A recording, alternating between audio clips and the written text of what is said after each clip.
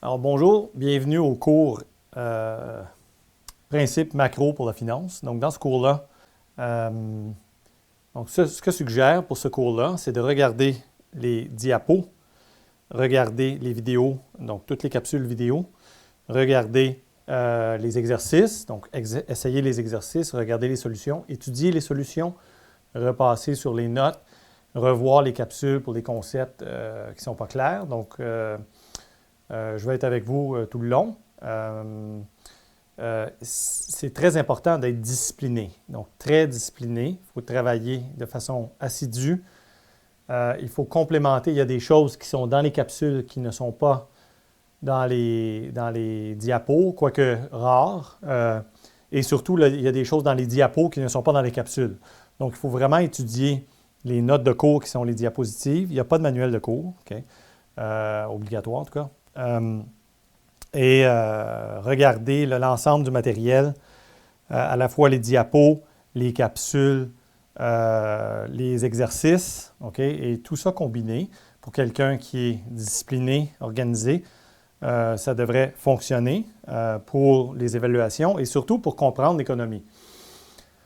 Donc, un des problèmes dans ce cours-ci, c'est qu'il y a des gens qui arrivent avec un background, au moins qui ont fait de l'économie de base, c'est-à-dire microéconomie intro, macroéconomie intro. Donc, ils comprennent les fonctionnements de marché, offre et demande, problèmes de régulation de prix, prix plafond, prix plancher, etc. Bon, c'est tout un cours de microéconomie là, de 15 semaines.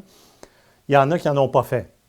Même chose pour la macroéconomie. Il y en a qui ont fait au moins la macro de base. Donc, ils comprennent c'est quoi le marché monétaire, les banques centrales, la croissance économique, etc. Bon, encore une fois, c'est des cours de 15 semaines quand même, là. Donc, il y en a qui ont fait un cours de micro de 15 semaines, microéconomie, et un cours de macroéconomie de 15 semaines. Et donc, ça, c'est la base de capital humain pour comprendre un peu c'est quoi une économie, comment ça marche, tout ça, tu sais. Il y en a qui n'en ont pas de background comme ça. Donc, alors, dans ce cours-ci, ce que je fais, c'est que au début, je vais comme remplir les trous, on va dire, pour combler les trous de compréhension, à la fois pour ceux qui ont fait des cours de micro-macro, mais qui sont un peu approximatifs là, dans les concepts de base, et pour les gens qui n'ont jamais fait de cours d'intro du tout en économie. Okay? Donc, c'est très important pour quelqu'un en finance d'avoir les bases en économie. C'est absolument fondamental. Donc, les gens qui n'ont pas de base en économie, qui font de la finance, c'est vraiment un handicap sérieux. Et ça donne des décisions, de mauvaises décisions. Okay? Donc, mauvaise allocation de ressources, mauvaise décision, mauvaise compréhension de ce qui est en train d'arriver. Donc, on va essayer de combler les trous le plus possible de la base conceptuelle. Et ensuite, on avance dans les principes macroéconomiques en général qui sont utiles pour les gens en finance. Donc, les grands mouvements, les grands phénomènes monétaires et financiers, les banques centrales, et bon, ainsi de suite, il y a plein de choses.